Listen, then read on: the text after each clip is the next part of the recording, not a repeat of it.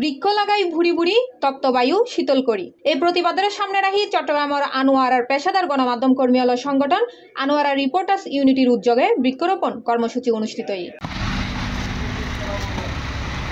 বৃহস্পতিবার আগস্ট 28 তারিখ ফজর 11টায় আনোয়ারা উপজেলা নির্বাহী কর্মকর্তা ইউএনও তাহমিনা আক্তার প্রধান অতিথি হিসেবে উপস্থিত থাকি গাছের চারা রোপণ করে এই বৃক্ষরোপণ কর্মসূচির উদ্বোধন করে। এদিনত উপজেলা সহকারী কমিশনার দীপক ত্রিপুরা, থানা অফিসার ইনচার্জ মনির হোসেন এই কর্মসূচিত অংশগ্রহণ করে।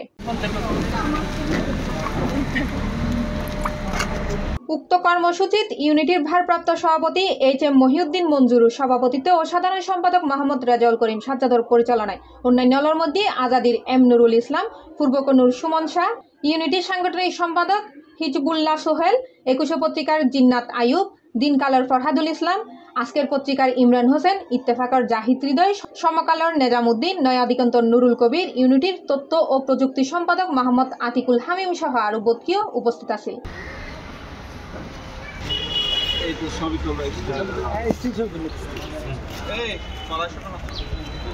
এই সময় বিভিন্ন বিদ্যালয়ের শিক্ষার্থী এবং বিভিন্ন সামাজিক সংগঠনের আনোয়ারা রিপোর্টার্স ইউনিটির পক্ষত বিভিন্ন ফলর এবং বনজ গাছের চারা বিতরণ করা হয়।